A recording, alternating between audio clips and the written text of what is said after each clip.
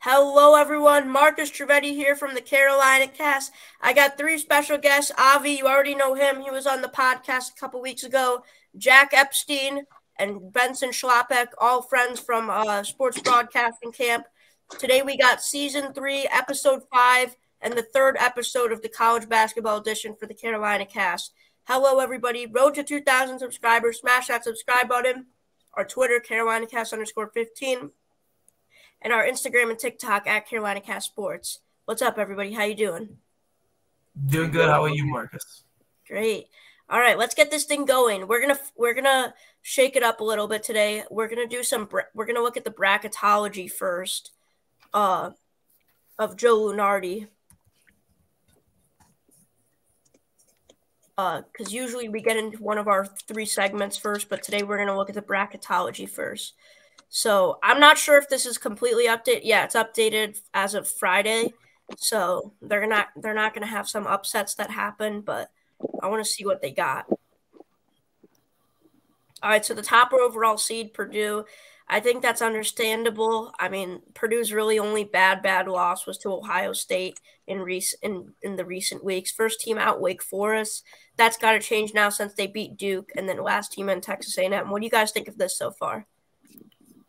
I like Purdue as the top overall seed. I mean, UConn lost to Creighton this past week, I believe. And Houston, I just don't see – I mean, as right now, they look pretty good. But in March, they always fold. So, I mean – See, yeah. I would not put Purdue as number one overall seed. I just do not trust them. I mean, they lost to Ohio State last weekend, who they should not have lost to, 1. And 2, yeah, UConn lost, so right, you can move them down to the number 2. I would put Houston number 1 overall because they have been playing outstanding, and they are currently number 1 in the AP poll for a reason. Yeah, I agree with that. And also, Houston is playing in the best conference in college basketball. Mm-hmm. I don't even think Purdue's playing probably in a top, and definitely not a top 3 conference in college basketball. So on the bubble, the last 4 byes, Northwestern, Nebraska, Virginia, Nevada. I'm sure Virginia is going to be out of there considering their loss to North Carolina. Avi, you know that too well. Yeah, sadly. Look, I'm also a big Northwestern supporter, and I think with them having Ty Berry out, I think that's a big loss for them, but they've been handling that well. They lost to Rutgers the game after he got out. I think Northwestern should be in with not even in the last 4 byes. I think they should just be in automatically. I do not think Virginia is built for the tournament this year. And even if they get in, they'll be knocked out in the first round. Yeah. And the latest projections I saw, I think they could be could they be going on their way to Dayton to play in the first 4 this year. What I really find interesting is Nebraska being a bye. I mean, they haven't had as impressive a regular season, but I mean, they have knocked down a lot of teams. I mean, they knocked down Wisconsin when they were ranked extremely high. Didn't Nebraska beat Purdue? Yeah, they beat Purdue as well. Yeah. So Nebraska's a tough team. I mean, I think they started out the year pretty rocky, but I mean, they're playing. I'm gonna be honest. Nebraska is kind of the same thing as Dayton, but at the Power 5 level. It's a one-man team in case they Tominaga. Yeah, that's pretty much it. Like there are a good amount of supporting guys, but it's mainly Tominaga because he puts up like 30 a game, and he wins some games just because of that. Yeah, I mean, he's an insane scorer, but I think overall that team. I mean, I don't love their coach. He did some pretty bad stuff with the Bulls. 3 out of the 4 guys on this podcast, all Bulls fans. But I do think Nebraska could be a very interesting team in the Big Ten tournament, and I think they could go out and win it. Yeah. I mean, definitely a sleeper team in the Big Ten tournament. I mean, in some games, it's someone other than don't want to say his name wrong. Jack said it before. Tominaga. Number 30. Tominaga. They say Tominaga. But like in the game where they played Wisconsin, I think it was Rank Mast. He put up like 15, I want to say, something like that. He just killed us the second time we played them when we had like that 20-point lead. But I mean, when they're firing on all cylinders, yes, I think they're a good team. CJ Welcher, if he's playing good, I mean, that's a team definitely to look out for. Like you said before, Marcus, the Big Ten isn't that great this year, but I definitely think that they could have a couple teams going to the second weekend in the tournament. Yeah, for sure. And then for the last four in, I mean, I see all of these happening, maybe besides Providence. I think at this point, Gonzaga's for sure going to make the tournament. I just don't know if they can beat St. Mary's, especially at home on that last game. First four out, Wake Forest is the only team that's going to make it out of these four teams, most likely right now. And then the next four out, also understandable. And then lastly, this is our last part of the bracketology. I just want to look at this real quick. What do you guys think is the best side of the bracket so far? Midwest, East, West, or South? Take a look at it. We got Purdue at 1. You got Marquette at 2. Alabama at 3. Baylor at 4. Dayton at 5. St. Mary's at 6. I like the Midwest there. You got Marquette, Purdue, Dayton, Alabama, Baylor. That's 5 good teams right there. Wazoo. Yeah, any one of those 5 could come out of that region. You're right. Yeah, that Midwest region is looking really strong. I mean, Washington State, Northwestern could be a very, very interesting matchup if those teams can pair up in March. Sure. As could St. Mary's, Indiana State. I do think the East is a little bit slept on, though. I mean, Florida Atlantic versus 2 weeks ago. In my opinion, I think one of these two teams can for sure knock down UConn. I get how good UConn's been this year. I still can see it. I'm just saying, I can definitely see it. And then Texas Tech, San Diego State, that would be interesting, or an upset team.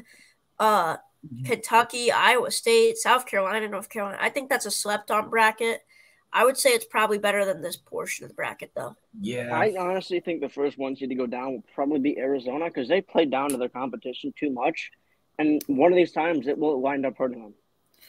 As I've said, Texas is all year, I do not think Arizona is that good. Like Jack said, they play down to their competition. I mean, they just lost to Washington State, who, don't get me wrong, they're a very good team. They just don't show up when they play against middle of the road or bad teams. I mean, a couple of weeks ago they were struggling against Stanford, and they're not very good. Yeah. Yeah, notable road losses for Arizona are Washington State, Oregon State, Stanford. I think that's it. I mean, they lost to Purdue in a road game. And they lost to FAU. They beat Wisconsin by like 40, but they shot lights out that game. Like, that's crazy. But I just want to – can you go back up to that Midwest region, Marcus? Yeah. I think Arizona's just a wishy-washy team, though. How crazy it is that Indiana State's now an 11 seed after, what was it, last week or 2 weeks ago? They were ranked like 23, and they lost to Illinois State. But it's this year, I mean, after seeing UConn lose to Creighton, they were obviously the best team in the nation going into that game, and then they just got killed by Creighton. But, I mean, I really think it's wide open this year. March is going to be fun. Yeah, I like this portion of the bracket. I for sure think, I don't want to jinx it, but I think my Ramblers here could get into this spot right here, potentially with a win over number 5 Dayton. But, I think this is a weaker side of the bracket. I'm not as big on this side of the bracket. A lot of choker teams right here. You got Houston, Illinois. I'm not sure any of these two teams are going to make – either of these two teams are going to make the Elite Eight. Duke, Michigan State, though. I like that. Yeah, Duke may choke, too. Same with Clemson. Duke's going to choke. I mean, that Virginia-Michigan State game would That would be awesome. It is Overs Bennett, two of the best coaches in the country. Both teams struggle offensively. That can be a slugfest. Michigan State, though, has turned it around. I would like Texas versus Arizona in the second round, though, because Texas is a really well-coached team, and Arizona is probably the weakest out of all these 1 seeds. And obviously, the thing with I think that would screw Virginia in that game is that Michigan State's offense is not terrible, and I think if they get out to a decently big enough lead, Virginia will not come back because their offense is not built to do that, and it's terrible. Virginia cannot. If Virginia gets down by 10 or more points, it's basically over. I mean, North Carolina got up to 10 points with 10 minutes left in the first half, and Virginia's closest they could get was 5 points, and they couldn't get back in. Utah State could definitely be a team that takes down Houston as well. But either way, I think that's enough of the bracketology. What I do find interesting, though, is how the ACC still manages to have 4 teams, and even though how bad they are this year, the Mountain West with 6 teams, I think, is really eye-popping too. That's going to be a fun tournament to watch, but that's enough of the bracketology. Now let's get into our first segment of the day, which is let me fix this layout. Our first segment will be what did I say? I think I said we're gonna do the surprise teams of the week first, I think. Or no, our top 25. Yeah. So our top 25, we'll go 1 through 4 for each guy. So for me right now, my top 25, at number 1, I'm still going Houston. I mean, they're the only team that hasn't lost in the past 2 weeks between Purdue and UConn out of those 3. So they're regardless that they have less wins because they played 1 less game than both of those teams, I'm still taking Houston at 1, Purdue at 2 because UConn did lose to Creighton, showing that they're not inevitable this season.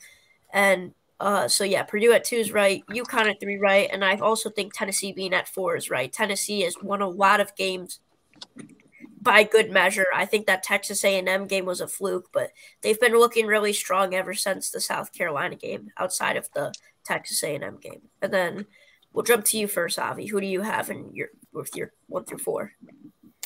Well, Houston won, of course. I mean, they just beat Baylor in the Pavilion, which is a very tough place to play. Baylor is also a very good team. At 2, I have Purdue. I mean, even though they came off that loss against Ohio State, I still think they're a very strong team. I mean, of course, they have the best player in the country in Zach Edey. They have good guards in Braden Smith and Fletcher Lawyer. I mean, they have some good role guys in Trey Kaufman, Wren, and Mason Gillis. They're in my number 2. Number 3 is UConn, even though they're coming off that loss against Creighton, which is a very tough place to play. Also, Creighton is a very good team. And 4, I have Marquette. Marquette is a very good team. I mean, they lost to UConn recently. They have one of the best point guards in the country, and Tyler Kolek. They have some very good role guys, and I think Marquette is one of the top 4 teams in the country. Yeah, for sure. All right, Benson? Even though I don't want to do this, I'm going to put Houston at 1, as you guys have said. Bet on a nice little winning streak. Just beat Baylor by 6 on the road. Number 2, I'm going to go with Purdue. Like Avi said, Zach Edey, best player in college basketball. Basically unstoppable. Number 3, I'm going to go Tennessee. I think Tennessee with Dalton Connect is better than UConn as of right now. That's a hot take. I saw Tennessee play in person. They got some height, and Connect he's a bucket. But then at 4, I'm gonna go UConn. You guys think though that was the first game of the season, so yeah, it was early on in the season, but I like Tennessee. I think they're tough. I think they're gonna do well in March, so I'm gonna put them at 3. 4, we'll put UConn there. Probably, in my mind at least, they were the best team in college basketball until they lost to Creighton, and that was just a disaster for UConn. So I'm going to put them at 4 there. All right. So I will have Houston at 1, coming off a big road win at number 11 Baylor. What are they right now? They're 15th now. In overtime, I still think Houston's won, and until proven otherwise. Number 2, I'm still going to go UConn. I think they're better than Purdue. I think if they were to match up right now, UConn would absolutely dismantle Purdue because they have the perfect matchup for Zach Edey and Donovan Clingan. So, I just do not trust Purdue because we've seen it before, time and time. Their last 3 March Madness losses: Fairleigh Dickinson, St. Peter's, and North Texas. That should not happen if you're being a top 3. If you're like a top 3 seed every single year. I just cannot trust Purdue, and I still do not trust them, even in the regular season. You know they're still going to somehow probably win the Big Ten because everyone else sucks. 3, I'll go Purdue, yeah. 4, I'll go Tennessee because Marquette, I'm still holding that road loss to UConn. Like, that was a terrible loss. You should not – you're top 4 team in the country. You shouldn't go to the number 1 team in the country and lose by 40. I don't care that they're the number 1 team in the country. You should not lose by that much. And Tennessee has not lost by that bad of a game all season. They came off a massive win in a revenge game against Texas A&M. Dalton Connect, I think, will be Player of the Year. I do not see why they would give it to Edey 2 years in a row. They should give it to Connect. They should. Yeah, because Edey they does should. not deserve it this But year. but being completely honest, they'll give it to Edey. Probably. They will. Yeah, they'll give it to Edey, but Connect does deserve to be the Player of the Year, I would say. Yeah. It's like how Caleb Williams, you could say he still deserved to be Player of the Year this year, but they didn't give it to him, so. Yeah. I don't know, but Jaden Daniels did put up a really good season towards the end. Yeah. Either way, we're talking about basketball. So 5 through 10 now. So Marquette for sure, I'm going to say 5. I mean, I think at least most of us said that Marquette is in consideration at least for number 4, so they have to be number 5 then. Number 6, Arizona. In my personal opinion, I mean, you're losing to Washington State. Don't get me wrong. Washington State's a good team, but that is still such a completely bogus and weak conference in the Pac-12, and you lose at home too. Give me Kansas at number 6, actually, and then Arizona at 7. And then at number 8, I would still say Iowa State. I mean, they lost to the best team in the country, which is understandable. UNC at number 9, I also understand that because Duke lost. And then number 10, the team that got ran over by Wake Forest, literally and figuratively, the Duke Blue Devils. Yeah. I guess I'll go. At 5, I'll keep Marquette. Tyler Kolek's the best point guard in the country. He's insanely good. He was an All-American last year. And then you pair that with also Iguodaro down low, who is an absolute beast. I honestly, and I think it's not this Wednesday, but the next Wednesday they will host UConn, and I think that will be a game determining how they will do in the Big East tournament and how they'll do going into March. All right, at 6, I'm going to go Iowa State. Because 1, Iowa State beat Kansas, so automatically I think they should be ahead of Kansas. And 2, like you said, Marcus, Arizona should not be losing a home game to Washington State. Well, yes, Washington State is ranked. That conference is not good. It's a terrible conference this year. And Iowa State is just playing out of their minds. I don't think they've lost a game at home this entire year. The Hilton Coliseum magic is legit. I'll put Kansas at 7. I still think they're fine. I mean, they've been doing solid without McCullough. But I think their tough stretch going at Houston, I think, when is that game? I can tell you right now. It is March 9th, so next weekend. Or 2 weekends from now. So it's the final day of the season? Yeah. Yeah, it is. Okay. Yeah, that's going to be – if they don't have McCullough for that, they will probably lose by double digits because I mean, you saw what happened when they didn't have McCullough at Texas Tech. Texas Tech is like borderline top 25 and they're not ranked right now. I mean, they lost by about 30 at Texas Tech without Kevin McCullough. And it seems like he's such a big piece of that team. I don't know how they're going to do without him. And it shows. You know, another guy who could actually be in consideration for Player of the Year. I'm not sure if he's close to it right now, but if he puts up a really good numbers for these next 2 weeks, is probably Hunter Dickinson as well, just because of that Kansas bias. Honestly, you're right. No, the Kansas bias is up there is terrible. But I don't think Dickinson should be there over R.J. Davis. But I don't understand what it is. They hate UNC for some godforsaken reason. They just cannot handle UNC. But they love the living hell out of Duke. So I think they would. R.J. Davis is more deserving than Dickinson. But they're not going to put Davis above Dickinson if Dickinson plays well enough because of the Kansas bias. At 8, I will put – honestly, I'm putting North Carolina at 8 because they have been playing better as of recent. Oh, yes. I mean, Baycott might have just cursed their season by saying the ACC runs through him.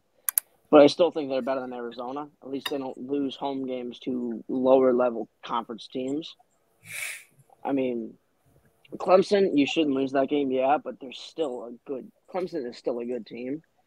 I mean,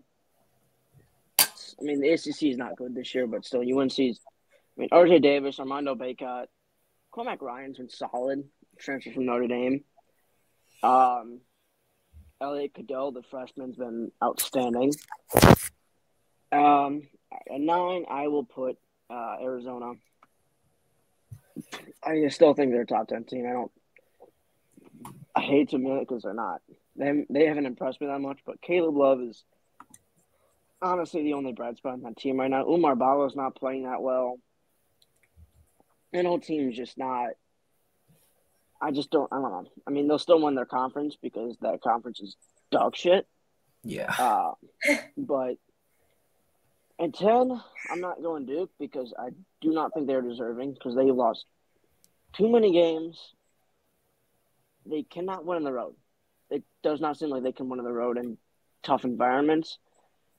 I mean, I don't care that Wake Forest is a solid team on the bubble right now. Coach K would never lose those type of games. He would never lose those. And, of course, John Shire loses them because he's not a good coach. He's not the guy for Duke. I would put Auburn at 10. A big win at Georgia. Right, and Mike White is a terrible head coach, and Marcus would tend to agree with me. I think they're playing better than Duke right now. Moved up 3 spots from 14 last week. I just think this Auburn team, they're destined to fail sometime soon because I do not trust them. But they are playing better than Duke right now. I will put them at 10 solely because Janai Broom's honestly the only bright spot. And I need to say this quickly because this is – Katie Johnson is my most hated Auburn basketball player of all time. He talks so much shit and cannot back it up. At least with Wendell Green, he put up 20 points a game, and he was consistently good, and he could talk shit. Katie Johnson's terrible. He cannot shoot for shit. He bricks everything.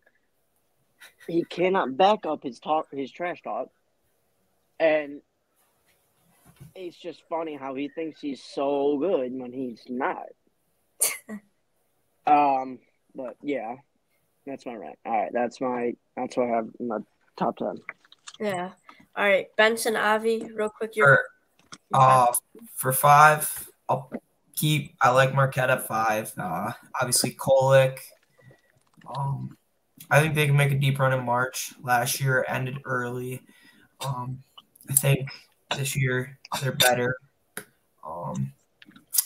Couple bad losses, like the UConn loss, but I mean, obviously we'll see if they've turned it around when they play UConn next. At number 6, I'm going to move up Kansas. They have some not terrible losses because the Big 12 is tough, but I mean, they beat the number 1 team in the nation, Houston, by 13. They lost to Iowa State by 4. I mean, just the quality of wins. I like Kansas at 6. 7, I'm going to put Iowa State, as Jack said, undefeated at home. Tough team. Big win against West Virginia by 7 last week. And number 8, I'm going to go North Carolina. Team that made it to the Final Four, was it 2-3 years ago with Baycott still on the team. Could definitely see them maybe make a run as it comes March. 10, I'm going to go with Auburn. Big win over Georgia, like Jack said. All right. And then Avi, your top 10 or your 5 through 10? I got Tennessee at 5. I mean, it's pretty obvious. I mean, they have Dalton Connect, Zakai Ziegler, Jonas Adu. They're a really good team. Even though their coach may be questionable, he's not very good in March, but they have a very talented team. At number 6, I have Iowa State. I mean, they have one of the best defenses in the country. They have a very, very talented guard in Damian Lipsey. I mean, they're one of the best defensive teams in the country. Their offense may be a little bit questionable, but that defense is amazing. At number 7, I have Kansas. I mean, even though they're losing Kevin McCullough, I still think they're very talented without him. Of course, they have Hunter Dickinson, DeJuan Harris, who's one of the best passing guards in the country. Johnny Furphy, who stepped up for them, and they're a good team even without McCullough, but they're not as good. At number 8, I have UNC. I mean, they have arguably the best guard in the country, and R.J. Davis. Elliot Cadeau, great passing guard. Armando Baycott, one of the best bigs in the country. Cormac Ryan, who, torched my Who's on a Saturday, but, it's all right. And they also have Harrison Ingram, who's been very good for them for a transfer from Stanford. And at 9, I have Arizona, and I don't even want them in my top 10, but they're a good team. I do not think they're going to go far in March. I think they could get to the Sweet 16 and get out.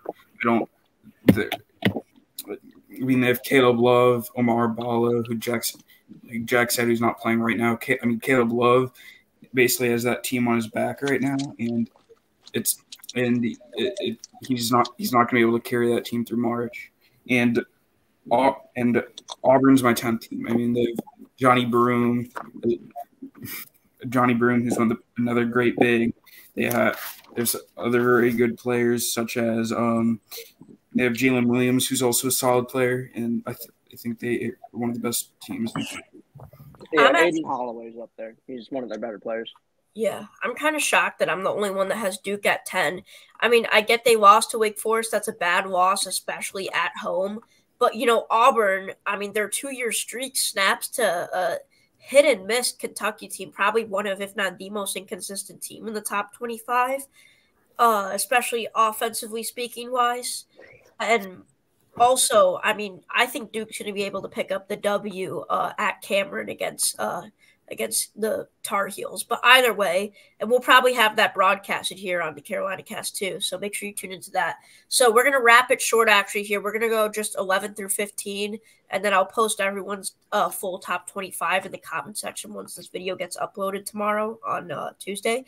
So for my 11 through 15, obviously Auburn, I mean, they're easily either they're 10 or 11, and the other other teams I have at least lost this week. So next, I'm gonna go with. I think I'm actually gonna. Yeah, I'm gonna have to go with Creighton.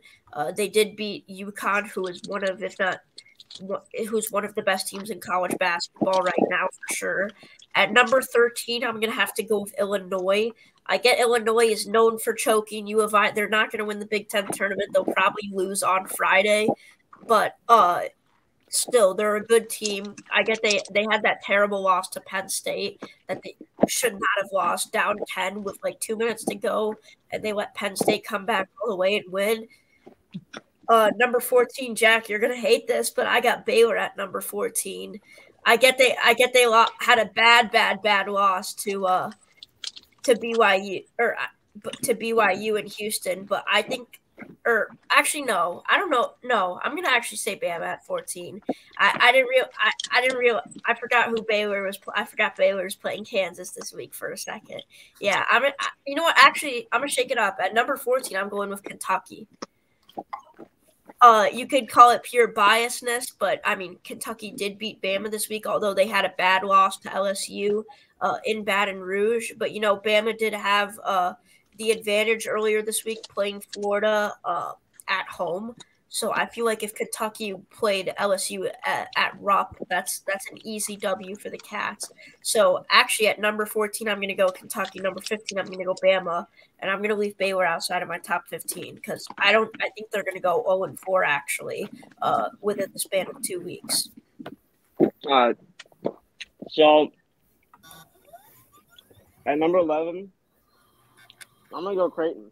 I mean, I'm valuing that UConn win a lot because, I mean, it's the best one in the country as of right now.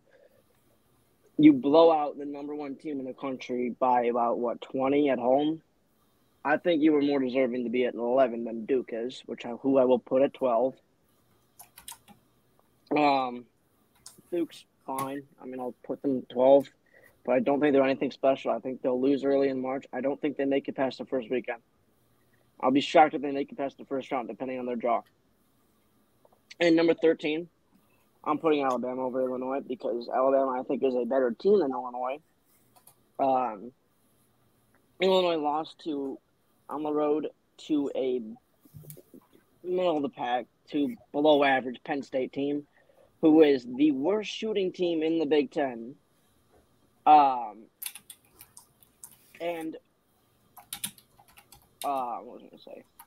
Illinois should not have lost that game because if you remember, they were up about 7 to 8 points with 40 seconds left, and they wound up losing in overtime to Penn State. No, they didn't lose was it? Oh, it was in overtime. No, I don't know. Yeah, they lost in the last couple seconds. Oh yeah, but still, Illinois should not have lost that game, and yet they still did. Meanwhile, Alabama, people want to look at that Kentucky game and don't even want to care about that Florida game. Florida is a really good team. They are very, very hot right now, and they proved it in that game. Walter Clayton is an absolute beast. Sadly, he will not win SEC Player of the Year thanks to Sears and Connect, but he's the bright spot on that team. Todd Golden has done an amazing job with his Florida team, turning them around from what they were a couple of years ago and terrible. And yes, the Kentucky loss was bad, but Kentucky has those random 2-week stretch where they just aren't good, and there's that one game in that stretch towards the end of it. No Antonio Reeves love. No Antonio Reeves love as SEC Player of the Year. He's not winning SEC Player of the Year. It's between Sears and Connect, and they've made it very clear it's between those two. As I was saying, Kentucky played probably the best game anybody could have ever played. That was an absolute insanely offensive performance. I mean, what's Edwards? I forgot his first name. Is it Dylan Edwards? The guy that, for Kentucky that made every shot. Argus, do you remember? Huh? Do you remember the guy for Kentucky that made every shot? I know his last name was Edwards. I don't remember his first name. Let me look at. Justin. I just Justin Edwards. Yeah. Justin Edwards went 10 for 10 from the field and had 26 points, shooting a little over 50% from the field that game, which was insane. And then at 15, I'm going to go Kentucky because, yeah, they beat Alabama, but people also tend to forget they lost to Florida at home. Tennessee also beat them at home, and Gonzaga beat them at home. So I think that has to mean something. LSU also beat them, and that has to mean something. I get Alabama lost to them, but I still think Alabama's the better team. So I'll put Kentucky at 15 and Baylor at 16. All right, I gotta go real quick. Benson and Avi, give your 11-15 real quick. I'll be back. I can't remember who I put at 9. So at 11, I'm putting Arizona, veteran team, losing a lot of games that they shouldn't be. In a bad conference. Definitely think they can go far in March if their offense is on all cylinders. Obviously saying that Arizona is at 9, but I can't remember. So we'll just put them at 11. They beat Wisconsin, I believe it was 60-100, something like that.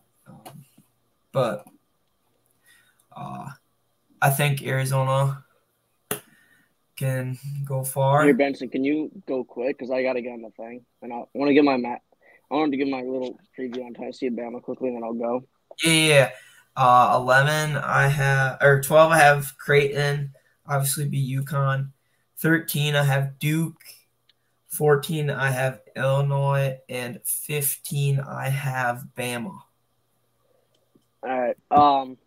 Avi, can you give your you can do your top 25 to top 15 after I do my thing because I got to go. So the next topic that they were going to discuss before I have to go is the marquee matchups for this weekend. And the biggest one is, of course, it's College Game Day. Tennessee at Alabama. It is number 4 at number 14. It is going to be a rowdy environment in Tuscaloosa and Coleman Coliseum. Night game, ESPN. I think this is – it is for the SEC regular season title. Whoever wins this game will most likely win the SEC regular season. Tennessee beat Alabama by 20 in Thompson Bowling Arena earlier this year, like towards the beginning of January. Alabama's improved a lot since then. I think they win this game. It'll be close because Tennessee is they are a damn good team. I just don't see them losing that bad. But then again, they lost Bama against Tennessee. Mm-hmm. Then again, they lost by 20 at A&M. But granted, Texas A&M's ridiculous at home for some reason.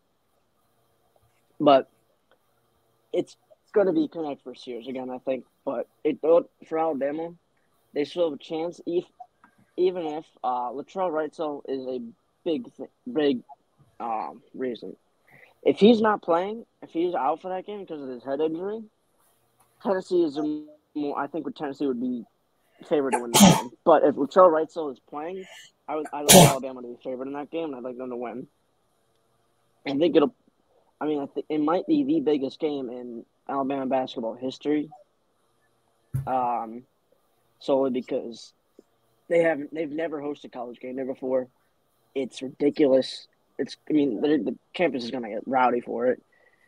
I just think Tennessee, they struggle on the road.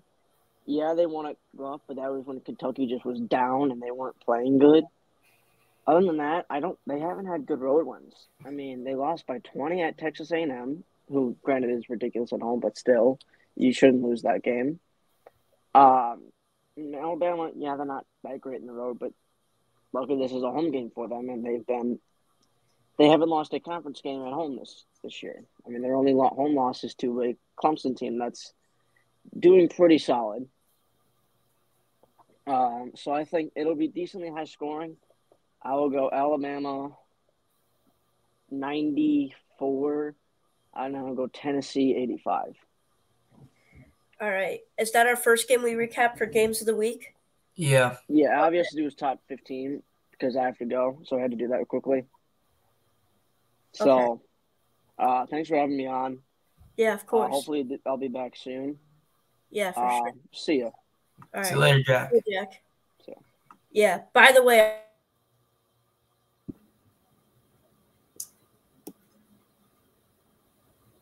for my game of the week, as Marcus just disappeared, of 2 games of the week.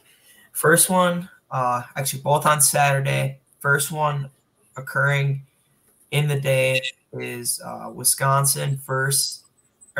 versus Wisconsin. Illinois traveling to the Kohl Center for a big Big Ten game between the two.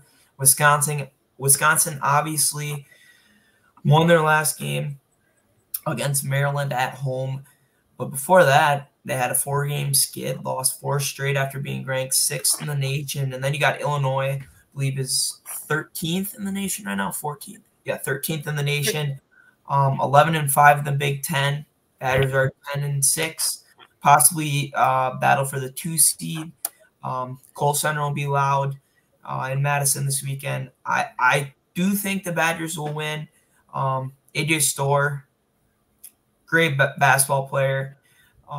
Terrence Shannon Jr. for Illinois, great as well. But I think Wisconsin takes this one just because they're at home. Like I said, Kohl Center will be rocking. But it's going to be a great game. Probably come down to last possession, maybe overtime, because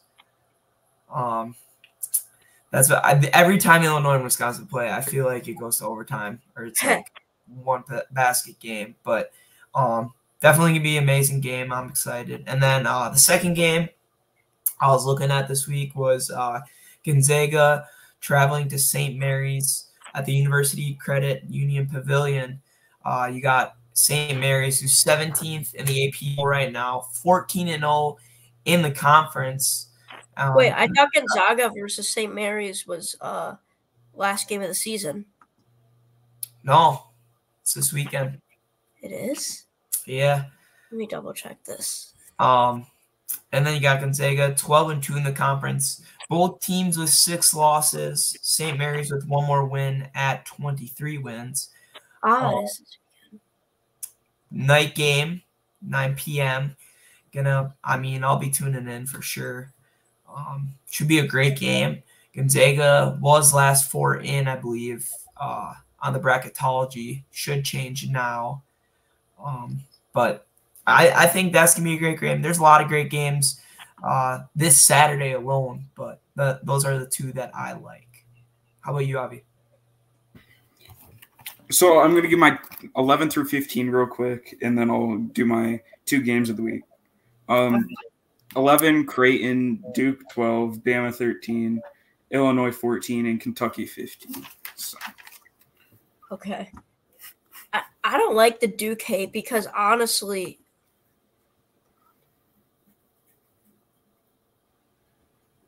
sorry, my computer is glitching a lot.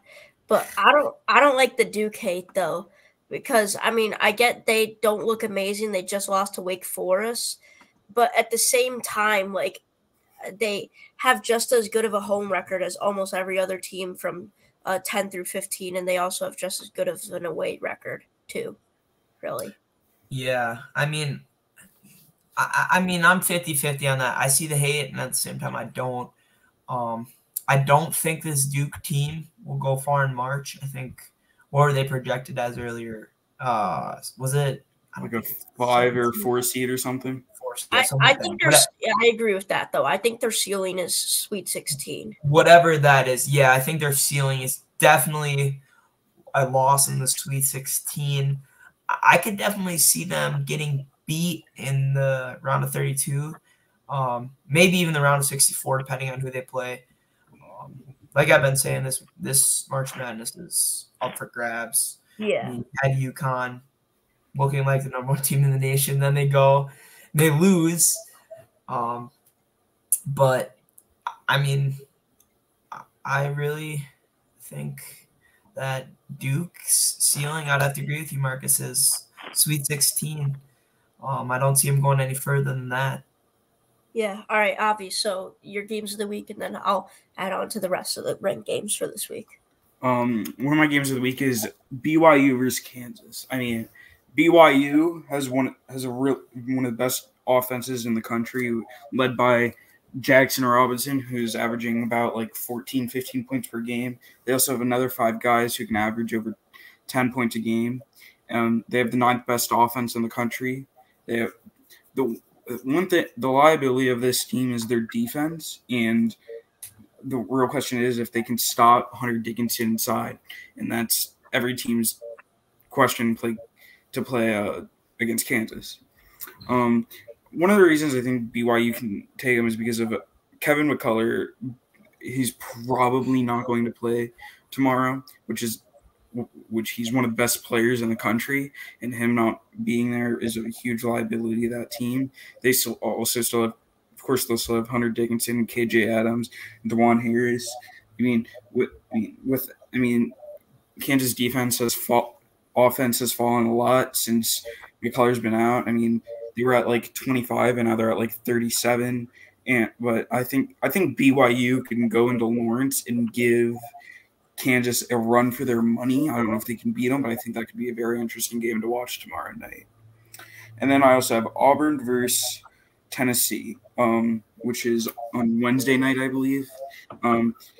Auburn has a very good offense and a very good defense led by Johnny Broome, and they also have another great player in Jalen Williams. Johnny Broome is one of the best bigs in the country. I mean, Auburn is the 15th best offense and the 5th best defense in the country, and they're very, very good on both sides of the ball. And so is Tennessee. Tennessee, I mean, is arguably the best players in the country, and if Zach Edey didn't exist, Dalton Connect would be the National Player of the Year. I mean, Tennessee has a top 20 offense in the country, and they have the best defense outside of Houston in the country. I mean, they also have Jonas Adu, who's a force inside. It's about 12 points a game and 8 rebounds. Zakai Ziegler, whose job is just dish it to Dalton Connect, and he racks up about 6 assists a game, and Zakai Ziegler also gets 10 points a game. So I think Tennessee will win this one at home, but I think that will be a very good game to tune into on Wednesday night. Yeah. By the way, I think I forgot to mention, I think I lagged out when I said this earlier, but about Creighton, I'm still high on them at 12 because, I mean, their only loss was to a Rick Pitino-led team, which, is one of the better coaches in college basketball history. So, and definitely in the game right now. But either way, so for my games, I have every other game outside of the games that Benson, Avi, and Jack recapped. So starting tonight, Miami, Florida versus UNC, no brainer. I'm going with the Tar Heels. It's at Chapel Hill. I can't find a certain explanation to how they would lose. Miami has not looked good at all really in the year of 2024 outside of maybe the first 2 weeks. Baylor, TCU, I'm actually going to go with the upset. I'm going to say TCU beats Baylor. It's Texas versus Texas, but I'm going to say they win at the School-Air Arena. So that's my take for that. And then tomorrow, Dayton versus Davidson. I would really like Davidson to win that, to put Dayton in a bad position as they face the Ramblers. But right now, I think I would have to pick Dayton for that. Kentucky versus Mississippi State. Although Mississippi State is really not good this year, their record is what? Let me look. Believe their records. It's not something anything great. Yeah. Oh no, never mind. They're 19-8. They're not bad. Okay. So I'm actually going to say that. I'm going to say Kentucky wins, but I definitely see a scenario in where Mississippi State picks up the win at home. Cincinnati, Houston, no brainer. That's Houston for sure, especially with that being on Houston's home court at the Pavilion. And then again for Tuesday, I'll go rapid fire. Utah State versus Fresno State. I'm going to pick Utah State. This is a little bit of a tricky one. Even though they're away, I'm still going to take them. I think they're the best team in the Mountain West right now. San Jose State versus San Diego State. I'm going to pick San Diego State to bounce back for that one. Wednesday, you got Missouri versus Florida. I could potentially see Missouri winning that one, but I'm going to go Florida for now. Louisville versus Duke. That's easily Duke. There's no question across my mind. Marquette versus Providence, definitely Marquette. Maybe Providence takes a lead within the first 2 minutes, but still I'm going with Marquette in that one. Iowa State, Oklahoma. I could see Oklahoma putting up a challenge against Iowa State, maybe in the first half, mid-second half, but I'm going to say Iowa State pulls it out. South Carolina versus Texas A&M. I can definitely see Texas A&M winning this one, and I'm actually going to say they do. South Carolina has not looked great recently, and I'm going to say Texas A&M takes hold of South Carolina's wonderless woes. Alabama versus Ole Miss. Leading into that Tennessee game, I think Alabama, it is a look-ahead game in my opinion, but I think they still do pick up a strong win. I think either Bama gets a strong win here, a big win, or it's a look-ahead game and they lose. That's the either two scenarios. There's no in between. Illinois versus Minnesota. I'm going to definitely pick Illinois for this one. I know they struggled last week, but I'm still going with them. Creighton versus Seton Hall. Creighton's just fine, even though they lost to St. John's. They just beat UConn at home. I'm going with Creighton. Arizona versus Arizona State. I mean, maybe there's a world where Arizona State wins this game. I know none of us really here are big Arizona advocates, but I'm still going to say Arizona picks up the W. USC versus Washington State, although I would love to watch Bronny James cook a ranked team. I'm still going to go with Washington State. St. Mary's versus Pepperdine. Let's go St. Mary's. Gonzaga versus San Francisco. Let's go Gonzaga, leading up to that big game on Saturday. Dayton versus Loyola. This is where I'm going to pick another upset. I mean, what else can why can I not pick them? It's my team, the Blurs. Let's go, baby. Loyola. This is our big win that potentially gets us into madness. So I'm gonna pick Loyola, the team who is in the lead for the A10 right now, to beat Dayton and potentially be ranked. Air Force versus Utah State. I'm going with Utah State. Did we recap Kansas Baylor? I don't think we did. Okay, this is actually interesting. I'm going to actually still go Kansas to win in Waco.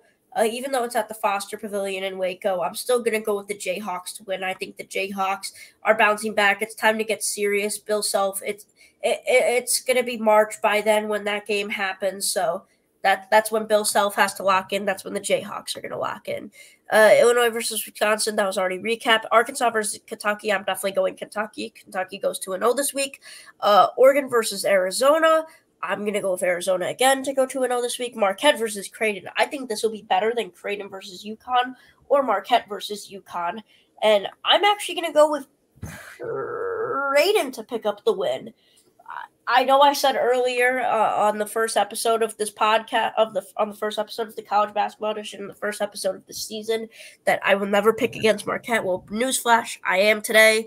Tyler Kolek's amazing. Osari Iguodaro is amazing, but I'm going with Creighton. They got some great players there too. Ryan Kalkbrenner, Trey Alexander. Trey Alexander's a force, averaging 17 a game. He still put up 31 against St. John's. So give me Creighton for that one. Florida, South Carolina. I'm tempted to pick the upset in Florida, but I don't think South Carolina is truly that bad where they're going to lose to Florida at home. I think it'll be close, but I'm still going South Carolina. South Florida versus Charlotte. Avi, did you recap this game? I didn't. I thought we were doing sleeper teams. Oh, not yet. But did you recap this one yet? I did not. Can I do my sleeper team quick? I gotta go here soon. All right, yeah, you could do your sleeper teams. All right. My sleeper team this week is going to be Michigan State on the road against Purdue. Big Ten teams are only 55% win percentage at home. And if you look at Michigan State, this Michigan State team, they have good wins and then they have some bad losses. Early on, they had a bad loss against James Madison. But then they had 2 ranked losses, Arizona by 6, Duke by 9. They lost to Wisconsin by 13. They beat Baylor by 24 at home, which is pretty good win. They lost to Illinois by 3. But then they beat Illinois. And then they beat Illinois, by 8. And then you look at their last 2 games, they lost to Ohio State by 3. Bad loss there. But then they only lost to Iowa by 7, and Iowa's a pretty tough team. But that is my sleeper team for this week to upset Purdue on the road Saturday night at 7. Thanks for having me, Marcus. Yeah, for sure. All right. Okay, so to wrap it up, South Florida versus Charlotte. I know Avi's got some opinions on this game that he'll share, but right now I'm actually going to pick Charlotte to win this one because I think the upset is real, and this is a really impactful game for the American standings. North Carolina versus NC State. I'm going to pick UNC to go undefeated this week. Mississippi State versus Auburn. Give me Auburn. And we said we already picked Auburn, Tennessee. Did we say Auburn would win that game? No, I said Tennessee's going to win that. Okay, so it would be So then it would be Auburn. So I would say Auburn goes 1-1 this week. Then UCF versus Iowa State. Now this is really interesting. This is where I get a little bit hectic. I'm actually going to pick UCF to win this game. Look more for them about what I talk about them later on in this podcast. But I mean, Iowa State, yes, they're great and all, but I mean, bad losses are still prone to happen, even in early March. So I'm going to take UCF to win this one. Duke versus Virginia, I will take Duke to win that one. I still think they are a very good team. Washington State versus UCLA, give me Washington State. Houston versus Oklahoma, give me Houston. Michigan State versus Purdue, give me Purdue. Tennessee, Alabama, already recapped. Gonzaga, St. Mary's, give me St. Mary's in a blowout. And Seton Hall versus UConn, give me UConn. All right, we're going to hit the commercial break real quick, and when we come back, me and Avi will give our surprise teams of the week, and then we will finally have Avi rant about UVA, and then we'll take a little segment about court storming. So you're watching the podcast on the CarolinaCast. We'll be back in 30 seconds.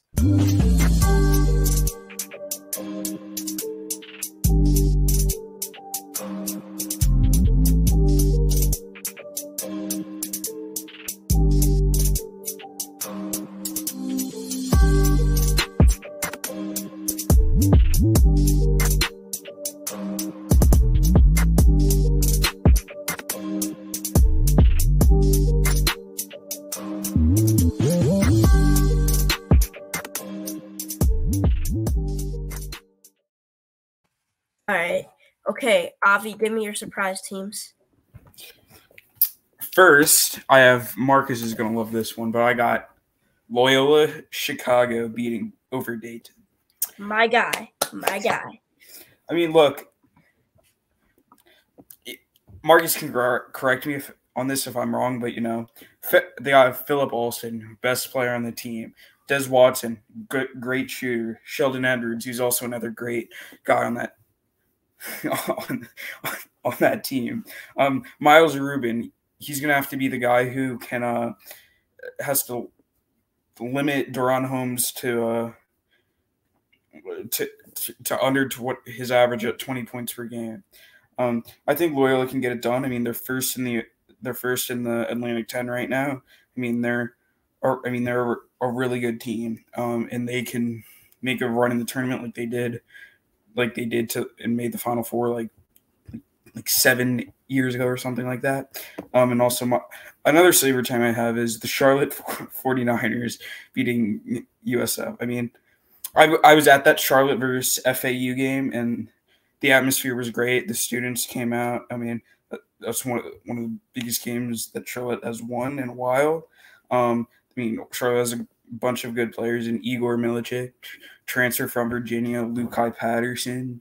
He's one of their best all-around players. They have Deshaun Jackson, who's been very tough to stop for other teams in the American. They also have Noah Threadgill, who's also been solid.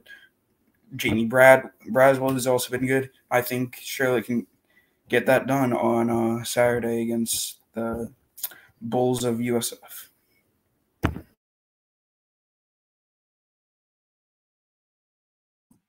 My mic muted.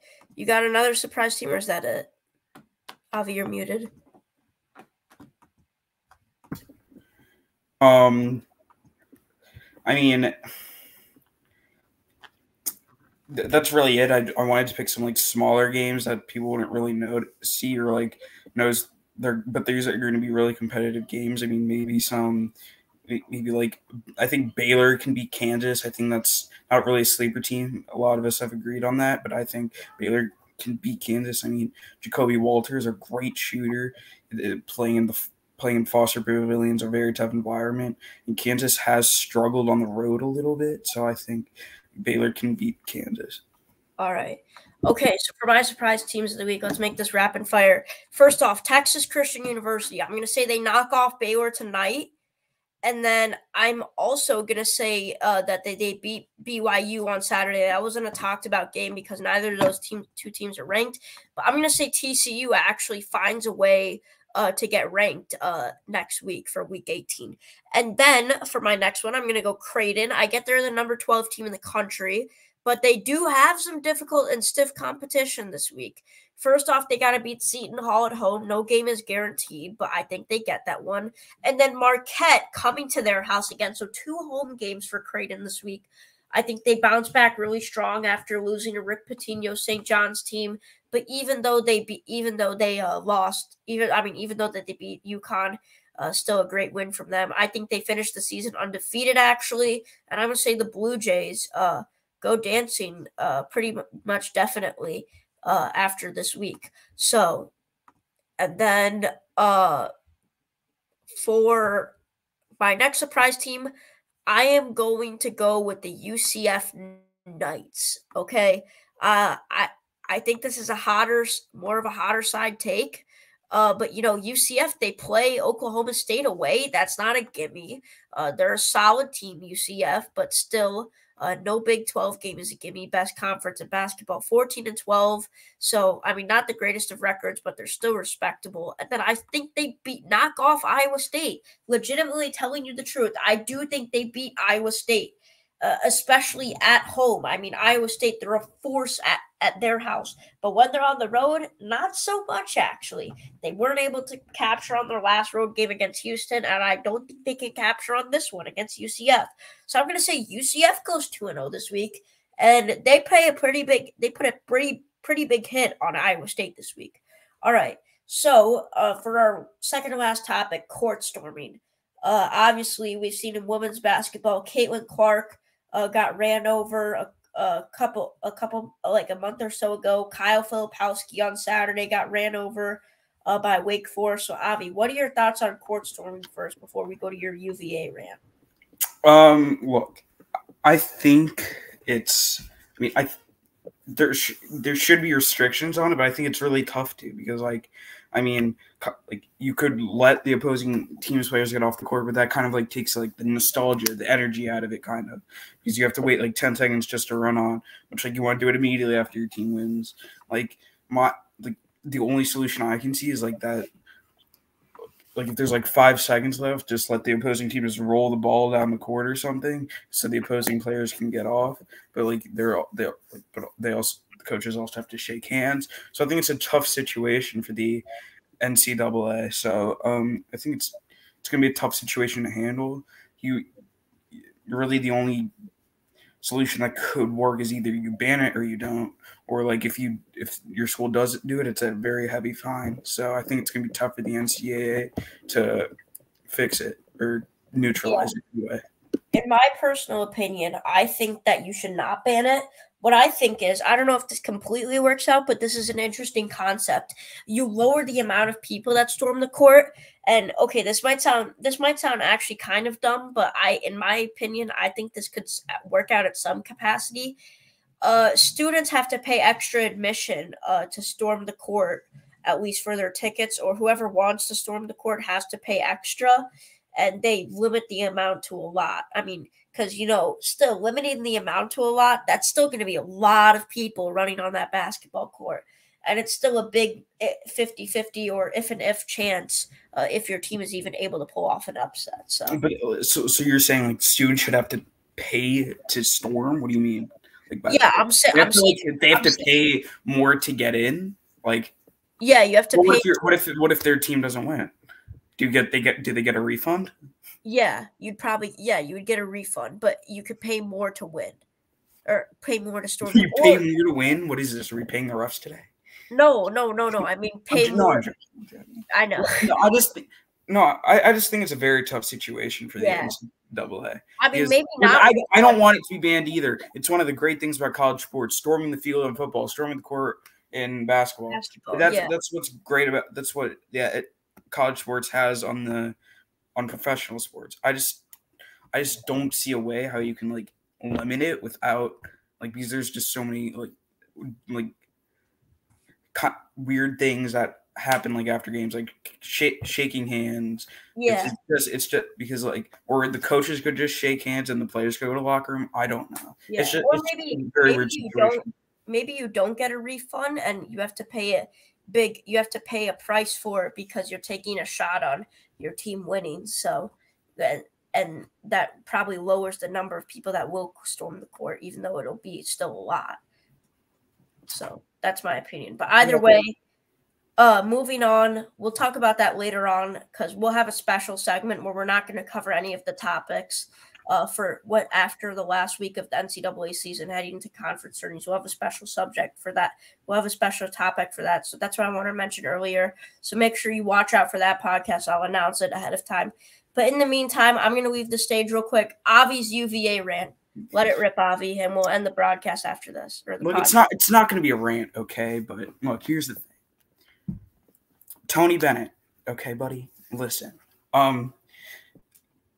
Your offense is inept, okay? You have no scorers. Your only scorer, quote unquote, is Reese Beekman, and defense is key on him. Every single time he drives the lane, there's 3 guys already on him. And Isaac McNeely, you ran one play against UNC to get him wide open, and that was to cut the lead to 7, I believe.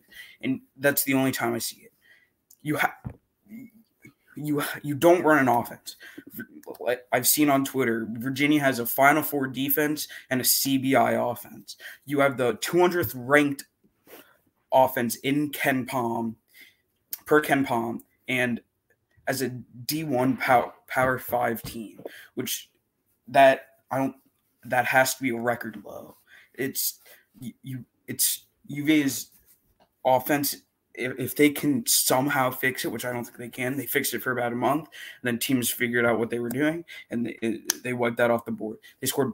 If you told me before the game against UNC would score only 54 points, I would tell you Virginia would have a good chance to winning that game, and Virginia ended up losing that game by 10. You scored 16 points in the first half against UNC, and you're down by 12 at half. It's just completely unacceptable. You went into your rival's gym on Monday last week. You got ran out of the gym. You lost by about 36 points. UVA's offense was fixed for about a month. Now it's terrible again. Tony Bennett has to find a way. This team right now, if this team made the tournament right now, they would get wiped in the first round. I like that for sure. I do agree with that. But thank you for the rant, Avi. Good little end to our podcast. So make sure you guys tune in. Season 3, Episode 5. We'll have some more Carolina Panthers, Charlotte Hornets, and National Edition talk within the next week. In the meantime, go watch our most recent broadcast, Celtics versus Knicks. I know it was a blowout, but still a good broadcast, still a good call. I was on the call for that one. Fun game. But in the meantime, we'll see you later. And this should be an interesting week for college basketball, ladies and gentlemen.